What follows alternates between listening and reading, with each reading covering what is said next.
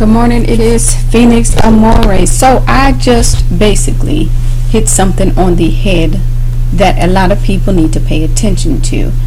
This is what happens in that world where the speeches are so important to them, is they will come around and be like little vultures, right? And this is the funny thing about it, is you see them slinging mud at each other, right? Saying, well, so-and-so said that first and da-da-da, when all the while, as you can now see, when I'm like, yeah, people started noticing that mess that they've been pulling. So that's where the panic came into play when I start putting videos out again, and they're like, she really is just speaking off the top of her head. That is because this is the wisdom from the experiences I have really experienced. I happen to be kind of an old soul, quote unquote 40, so a lot of times I say stuff that even some 60-year-old, 70-year-old people are like, wow, she already, that is called self-awareness, right? Looking in the mirror, understanding that life is a big lesson, right? You're meant to live it and enjoy it, but you don't do the same silly stuff over and over again. And what they were banking on, again, is the fact that because I put curse words in my blog, right, it's a catch-22 because they think they can interpret what I'm feeling or however you want to say it because they listen to rap, so they're so brilliant. No. So now when I can come on here, and this is what people were craving, because they were like, when she was speaking, this is my voice. So here it is again. I find an arrogance in this lady that is beyond comprehension, because it's like, as you're reading some of the stuff, right, and I'm laughing to myself because I'm like, that's not even what I said, but she's trying to sound like me, and people know this now. So here's the thing. I worked in tech. All those experiences I had were very real. African American woman, so I called it the double whammy, working in a male dominated field. But I don't have a bitterness towards men. This is where I'm going to speak to some women with their own minds and say that is the dangerous part when you get around too many women. And the thing is, because some of them may be bitter, right? And see, this is where I said the dangerous thing about feminism, their version, some of their versions, is it has this built-in you're supposed to hate men thing. And that's why there was lyrics of mine where I said borderline feminist, right? That means that I have a boundary up about how far I would say I'm a feminist, because I don't hate men. The world only works with two genders, and when I say that, I'm talking about some sort of Adam, Eve, yin yang. That's what I'm speaking on when I say that. So all in all, now that I get to come back out and say, don't speak for me, you notice some people started peeping that where they're like, you know what, this is why I call that the divider syndrome, right? Where they hear things and they put a negative spin on it to where they cause division. So somebody like me has to come back around and say, first of all, I didn't give you permission to try to act like me or take my words and spin them.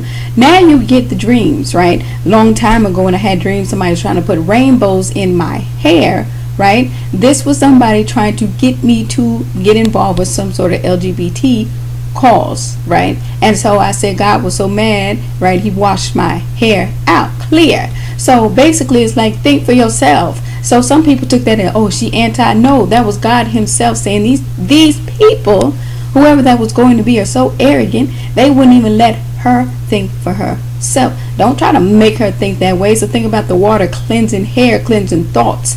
That's the stuff that you have to understand when I'm talking about my dreams that I understand, because I'm 40 and because God himself taught me how to view certain things and interpret my own dreams and my own lyrics and my own words. This is where arrogance has caused division. So now you can see why somebody would want me off of speaking, because they wanted to be able to spin my words. But you can't. I'm 40 years old, I'm very mature, and here I am again saying this is what I meant when I said that. When I say things like, man, are you going to trust a man?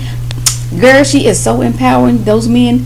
I'm talking about man. What did I say?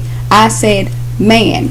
That is the women, the men, human scientific report. I was not talking about men. And see, this is where some of the men, when they were reading stuff saying she's some bitter feminist, no, they would take my words, right, and you, because you've had to hear all this crazy crap from some of these bitter quote unquote feminists.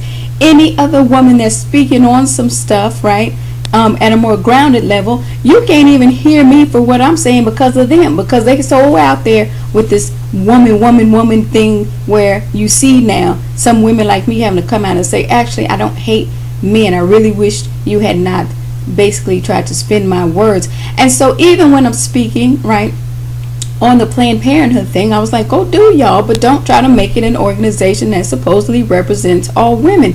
And now I'm embarrassed because I'm reading some of these articles and I see there was this one actress who was making donations, right, in somebody else's name. That's not funny. Like, I don't know, and this is me as a woman, very strong woman, as I'm sure a lot of these people have figured out, that looked at that and said, that is that petty child girl behavior that I'm speaking on. And now she has basically given them ammunition to say, oh, well, good, well, since y'all could fund Planned Parenthood, then why don't y'all just keep doing it? You just proved the point for the more grounded, logical people who were saying the whole thing was the government wasn't supposed to fund them for abortions. There were certain aspects to Planned Parenthood that was to be funded. That's a very logical, grounded explanation. That is how that was supposed to be. So I didn't understand the whole uproar when somebody comes in saying maybe we should defund them in that regard, right? So now that she's made these donations, right, in the vice president's name, now guess what, girl? You basically are helping implode it, because people are like, okay, they're willing to do some crazy stuff. That's what I was saying to you guys before about staying grounded. Now, moving right along, because I speak for myself, I'm not a divider in that regard. However, you have to be careful, because you have some people, when they talk about being in unity, quote unquote, that don't know what they're talking about. Their version of unity means you have to think like them. So it's dangerous on both sides. You have to watch out for dividers. You also have to watch out for those that are saying be in unity and try to make you think like them. And that's why, again, the hair washing dream, that was God basically saying, hey, even if there was little aspects that you agree with them on, it's like they try to grab you and suck you all the way in. Maintain your individual thought. You maintain your sanity. Take care.